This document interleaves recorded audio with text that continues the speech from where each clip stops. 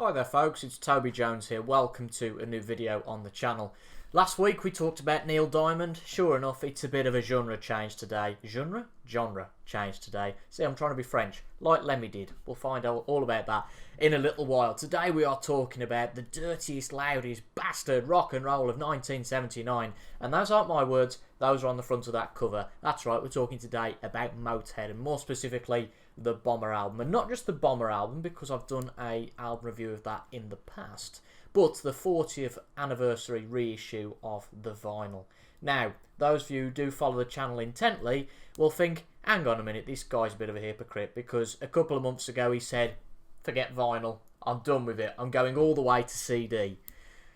Yeah, well, I splashed out some Christmas money at the end of last year and went and bought some of these reissues, Bomber being one of them, and I'll talk about the other two that I've got in just a minute. So, a bit of a story about how I came to own these. Well, went out a couple of days after Christmas actually with a friend out to Lichfield, which is a local city to me because it's got a cathedral, so it is officially a city, the city of Lichfield.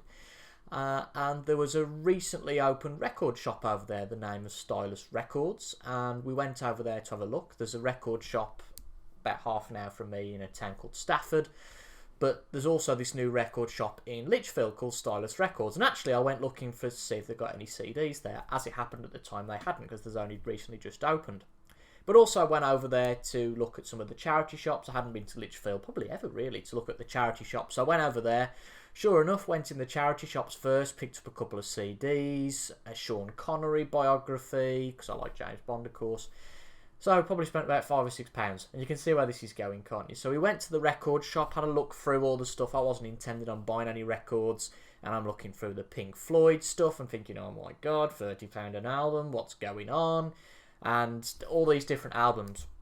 And I came to a little box of, I guess, reissues, box sets, all that sort of thing, and thought, I'm definitely not buying anything from here. And sure enough, I saw these two spines. This and the second one, which I'm going to show as well, which is this Motörhead Ace of Spades. And I saw those two spines, and I saw they were effectively like a bit of a book spine, you know, not just the regular length of a normal LP like my original Bomber album. And anyway, I'd had a look through these, and the price tag was £45. And I had a look, and I thought, oh, they're different, and put them down. And I was coming just to come out of the shop. My friend had bought a couple of albums, and I thought, let's go through, let's buy them. And sure enough, I bought both Bomber and Ace of Spades, thinking in one half of my head, I'll support this new shop. You know, it's great to see new shops opened. Worrying in the back of my head as well as I ever am about the value of these things. Am I overpaying here? Possibly.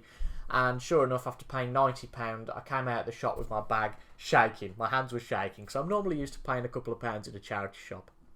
Well, why have we left it till now to review it? Well, to be quite honest, it wasn't long after Christmas that obviously I kind of ditched vinyl altogether, and I've got a pile of records just over in the corner by the door of my bedroom, which I am in, and those have just sat there for a long time. Stuff that I bought that I haven't listened to. Same as CDs, I like to make sure that those are arranged a bit differently so that I make sure I actually listen to them before I put them away. That makes sense, rather than just buying them for the sake of it. But it wasn't until yesterday that I was having a bit of a tidy up, and funnily enough, I was playing a Marty Robbins record. I know, country and western, completely out of it. And then I saw these behind it, and I thought, let's give these a try. And you might actually be wondering why I'm starting with Bomber and not... Well, you might not be wondering at this stage, because actually, as I alluded to earlier, I haven't just got two. I've got three of these. So, after shaking coming outside the shop, sure enough, I went and bought myself a third one of these, Overkill. And I went and bought Overkill in a sale from HMV's online sale, Boxing Day sale sort of thing. A bit of a funny story about that. That was, I think it was $27.99, so a good price. I think that Bomber and Ace of Spades are about £34, £35 on Discogs. That's what he evaluated at. So I played retail price, but ho hum. But Overkill, good price at $27.99. And sure enough, had an email a couple of days later from HMV saying that the record had actually sold out. So they couldn't deliver it. But they could either give me a refund or they could wait till they get the new batch of stock in and then deliver from that. I thought, well, not really bothered about a refund. I want the album, so let's go with that. And it took 2 months for the album to come, sure enough. I bought it at Christmas. My birthday's the 9th of February. It felt more like a birthday present when it came in the middle of February. But again, kind of left that, hadn't played it till now. And I thought, great, I'll start with Overkill. And my worst fears about vinyl came true. Bear in mind, all of these were sealed, unopened, so completely mint. And put the record on. Bear in mind, I'd played another record before this, which played through seamlessly. A 60s reissue of that country and western album. Gunfighter ballads and trail songs. So, Overkill maybe not a gunfighter ballad nor a trail song. But I started playing Overkill. And and it was quite literally jump, jump, jump. 8 skips in the first 30 seconds. And I thought, oh my god. And, you know, it's not cheap, is it? £28 for a record. And I was all ready to go and make a video and say, vinyl's crap, these bloody reissues, the quality of the pressings are bloody awful. So I put a bit of a post on a Facebook group. I'm in the now spinning Facebook group, and a couple of people said, no, it's not the pressing as such. No, they've got versions of this album and it plays fine. But sure enough, after I took that off, I thought I'll try Bomber, see if we have the same problem. And I've got my own thoughts about Overkill. Maybe, you know, they've rushed to send it out to me and I've got a duff copy, but I haven't revisited that yet. Maybe it might just be that track, and if it is, although it's a pain in the ghoulies, at least there's 3 albums in each of these to go for. So try Bomber, and played that album yesterday, the studio album, played fine. And this morning I played the live album that came with it. So after all that story, let's talk a little bit about what comes with this. Because I was going to review these 3 albums as a whole, but I thought, no, we'll focus a bit on Bomber because there's content, I think enough content to stretch 3 videos, providing that the rest of Overkill plays fine.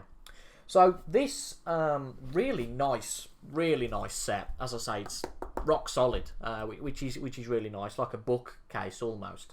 Comes with the original album on side 1 and side 2, and then a double album live at Le Mans from 1979. So you get 6 records, 3 records obviously here, but 6 sides of vinyl.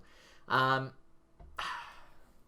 only complaint, which is very slight, which obviously, because of this whole 180 gram thing, they like to keep the sides at 18 or 20 minutes each. The live album is around about 75 minutes, which I would consider 3 sides in old money of vinyl, really. So it's not a complete double album as such, and actually I can't quite remember how long the original No Sleep Till Hammersmith album was, because that's got to be the best part of 50 minutes. Now, obviously that was a double album, but not 2 double albums. Oh, sorry. So a double live album, the original album itself, for £45. So £15 a record, which, you know, it actually isn't too bad for new vinyl. So what we've got on the front is a brilliant sticker. Now, I have to give a shout out to my wonderful mother here, because these obviously came sealed with this sticker and the parental advisory explicit lyrics sticker. These were in the wrapping like of the record, so not inside as such. And I really wanted to keep these on because they're a bespoke pressing, if you like, a 40th anniversary pressing, and it's got some really good info on here. So this is, and as I said at the start of the video, without being vulgar, this said on the front, we've got Motörhead Bomber 79, a 40th anniversary celebration of the loudest, dirtiest bastard rock and roll of 1979. And this deluxe triple album, 20-page book pack, includes the Bomber album, brand new half-speed master created from the original tapes for optimal lawn-killing, wall-shaking dynamic range, pressed on 180-gram heavyweight vinyl, and a double live album of a newly unearthed, previously unreleased concert recorded at La Rotunde in Le Mans on the 3rd of November 1979. Interviews with key players, accomplices and various guilty parties in the world of Motörhead in 79.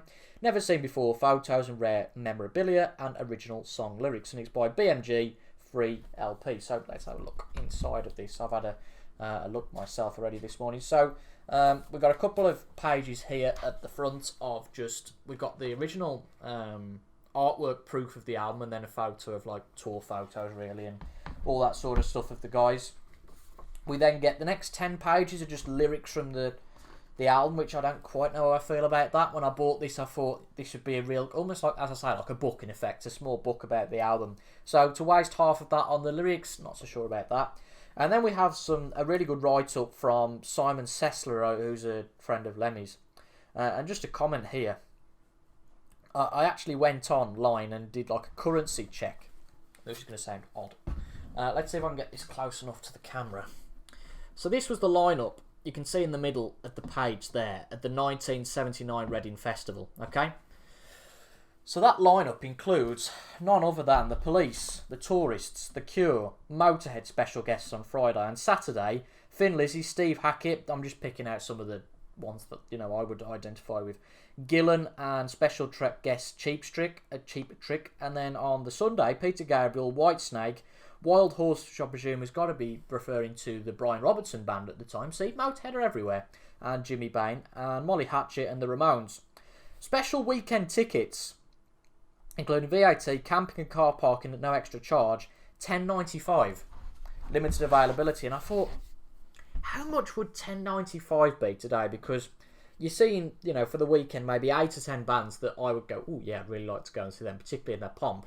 And I think $10.95 in 1979, when I checked, comes out at about £65 today. And £65 is just above what I've paid recently to go and see Judas Priest, Saxon and Uriah Heep at their Metal Masters concert next year. So put it all in context, that was a brilliant price really back then.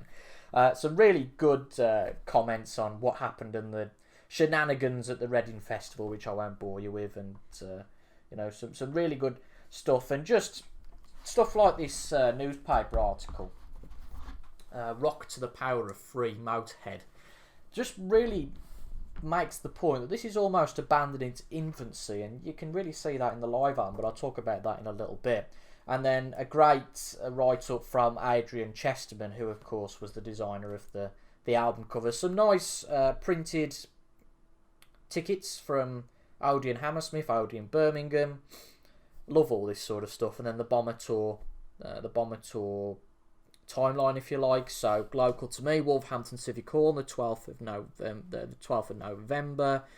Derby, that's fairly local. Leicester, and then you can't quite see the ones below. I know my dad went to see them, possibly on this Bomber Tour, Bingley Hall in Stafford. Whether it was 79 or 80, because he went to see a lot of groups at this sort of time. So it would have been either this tour or after. It must have been Bomber, because he said that you got the whole Bomber aeroplane behind, and then just the credits behind with a really nice picture of the band with Filthy Animal in the middle. So a bit of appreciation for Phil Taylor, of course, on drums. So what we get here, and again another page of some photos of the guys.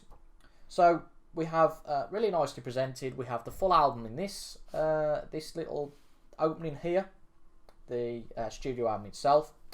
And then the highlight really is this double album, Sharpshooter, live at Le Rotunde, Le Mans, 1979. And what I will comment on is that there's really good amounts of room for both albums here inside this opening, because normally what you'll get, particularly with older records, is there's just not enough room, and it's so easy for these to get damaged, so susceptible to damage. So without looking at the vinyl too much, we've got 2 discs. So you've got the side 1, and then on side 2 a kind of a summary of what's on that first half of the album. So Overkill, Stay Clean, No Class and Metropolis on side 1. All the Aces, I'm going to say all the Tales there, you'll see. All the Aces track 5, then Dead Men Tell No Tales, I'll Be Your Sister, Lawman, and Too Late, Too Late. Of course, a lot of this content from the first 3 albums, which I'll come to in a little while, whether there's overlap between the 3 albums and the live albums there. And then on side 3 and 4, Poison, I Won't Pay Your Price, Sharpshooter, Capricorn, Train Kept a Rolling, Bomber, Limb from Limb, White Line Fever, and Motörhead finish off the concert, of course. So a really good double live album. And we'll talk about the live album first, shall we? Rather than the studio album itself, because I think that's been talked about to death, but I will cover that. And remind me, if I don't, before the end of the video. I feel like I could talk for an hour anyway, so... Sharpshooter, live at Le Mans, 1979. This obviously is probably in nasty terms, really, in the most negative terms you could think. An official bootleg, as you would call it. Obviously not officially released at the time, but unearthed, as they said on here, concert at Le Mans. And as Overkill starts, you start thinking back to No Sleep Till Hammersmith and the way Ace of Spades starts, and it's really strong. And this generally feels like Motörhead are playing down the local pub. It's got that sort of feel to it. And it irks me a bit at the start on Overkill, because you can hear there's a couple of missed notes and all that, and it's not quite there. But you've got that raw quality, which is something you have, and I'll just step off the chair for a second. It's something you do have in some of these unofficial releases. Just pick out a couple here. AC/DC, Long Way to the Top, the concert anthology, and Kiss, God of Thunder, the legendary broadcast. These were from, I think both from Coda Publishing. Yeah, they are. So these are unofficial, and the point I'm going to make is that particularly this, I've listened to Unmasked in Detroit, and it sounds very weak, just about listenable. This is not No Sleep Till Hammersmith quality, but you know what? It's not a million miles away. And once you get into it, it's more than listenable. And as I say, it's that raw quality that's great. And what the funny thing about this is, because I think Overkill is an Aylesbury concert and Ace of Spades is Belfast.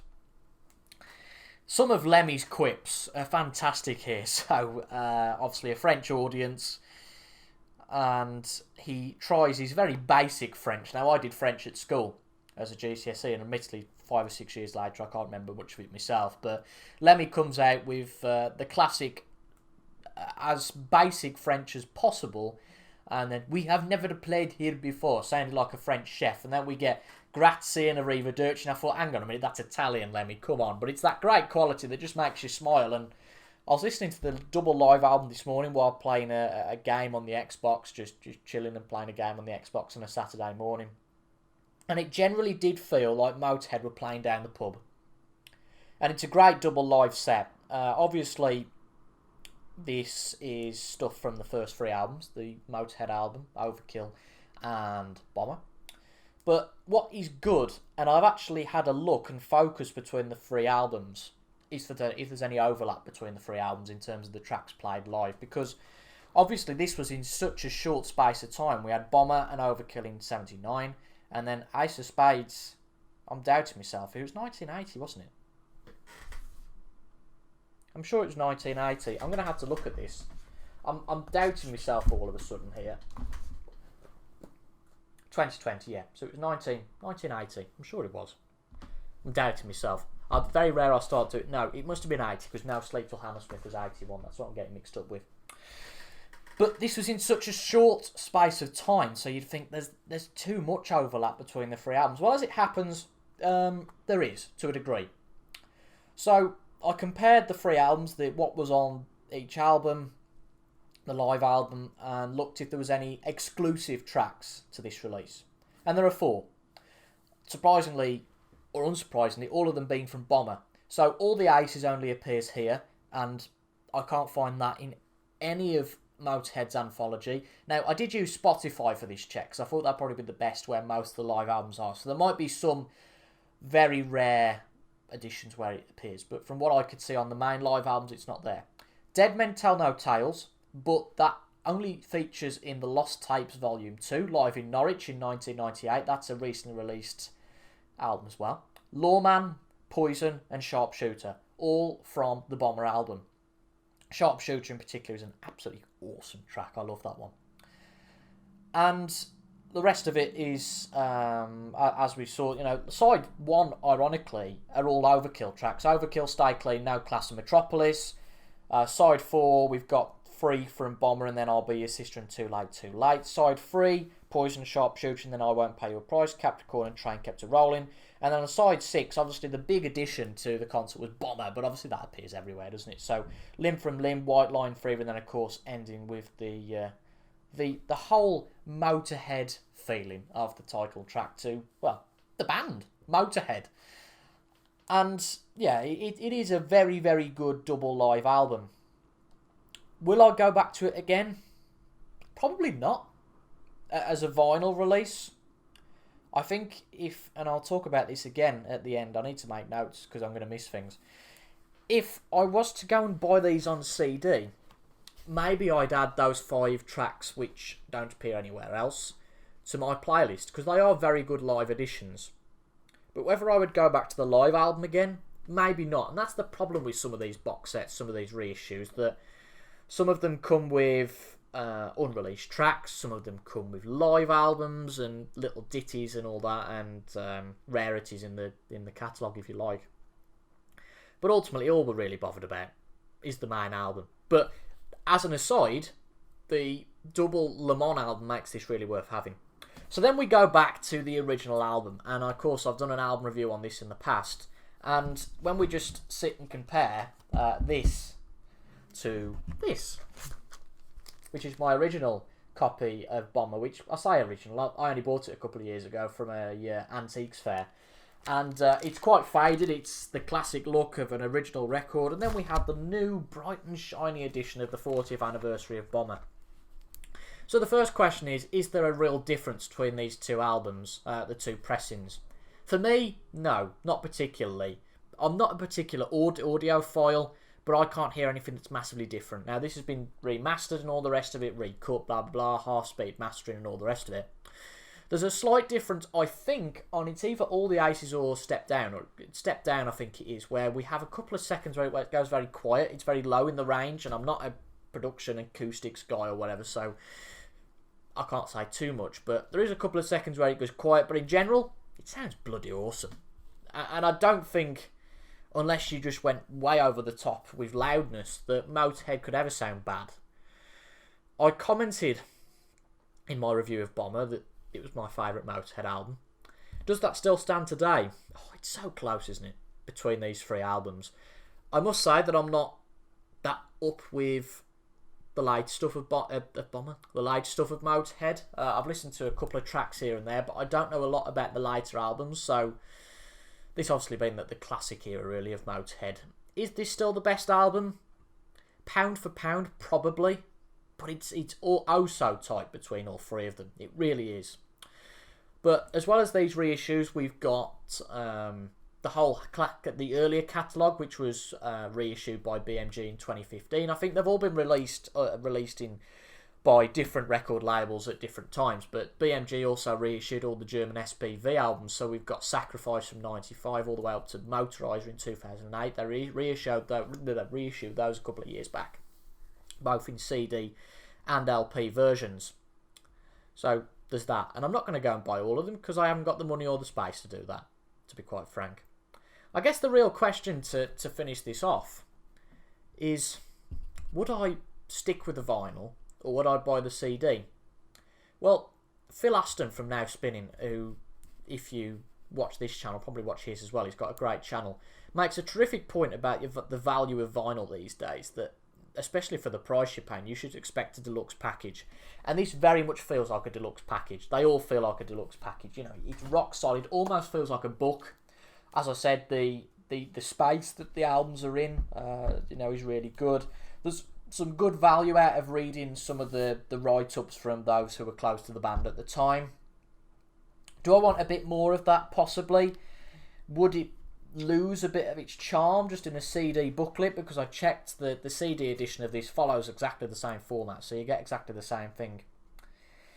Would you lose some of that through that CD? I think you would. I think you can probably get this for 30, 35, let's say 30 if you're really lucky. I think the CD's 10 or 15. Is it worth paying double the price for this? Yeah. I think it is. I paid 45. And I think on this occasion it was probably worth it. If I was to go and buy all the albums as reissues, yeah, I'd probably pick the CD just for a price, budget and space and portability and all the reasons I've mentioned in that video I did about why I've changed from vinyl to CD. But this particularly, and I'm guessing the other 3 as a set, yeah, I'd probably keep them as vinyl. And I would like also to get, based on this, just for those couple of tracks, I'd like to get the CD edition of this, which I think is about £10 or £15. That would be great to get. The other two albums I can't comment too much on because I haven't listened to those yet, but I think this is going to be really the introduction, if you like, to the overall 3 albums. The reissues of these, some of Motörhead's best music, and some of the best music of all time. It's absolutely legendary, the Motörhead Bomber album. I don't need to tell you any more about that, I don't think.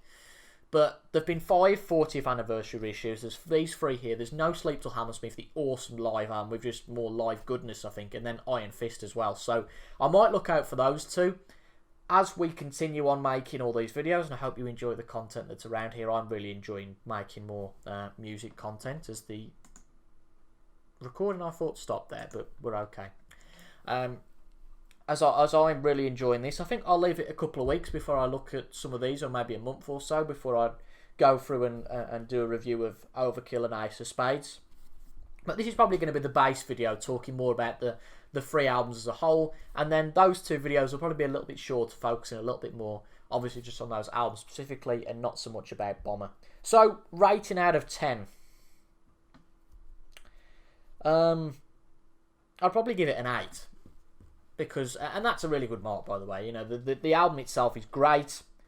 The album, am I looking at it as a 10 out of 10 for the album's quality, as in how good Bomber is as an album itself, or how good this reissue is and how much it offers? And I think it's that one that I'm looking at, how much this offers. The album itself sounds great, but not any better really than this, the original, in my opinion. Could be wrong, but the value here is really with the double live album, and that's a really solid album. Probably a 7 or an 8 out of 10. So taking the 2 as an average, maybe an 8, maybe a 9, but nevertheless, just really, really good. And if I keep rambling anymore, I think we'll be here all day. So that's going to be it for today's review of the Motörhead Bomber 40th anniversary reissue on vinyl. And obviously there's a CD edition as well. If I do get the CD edition at any point, I'll probably have a quick look at that, maybe in a video as well. But thank you very much for your company. I've really enjoyed that. Obviously, I'm probably a little bit late to the party here, being a couple of years late. But who knows? I do this for a bit of enjoyment. So if you enjoy it too, that's all the better. If you did enjoy this video, make sure to leave a like down below. Comment your thoughts as well. Have you got the reissues, the original vinyl, CD? What do you think? Let me know what you think. All things Motörhead. Subscribe for regular album reviews, musings, all that sort of stuff. I'm really enjoying making this content, as I say. So I hope you guys are enjoying it too. But until the next time, I've been Toby Jones. Thank you for your company today. And you might have noticed a Judas Priest top. Haven't got a Motörhead t-shirt, unfortunately. Maybe that's something I have to remedy as well. Thank you for watching, and I'll see you guys in the next video. Goodbye for now.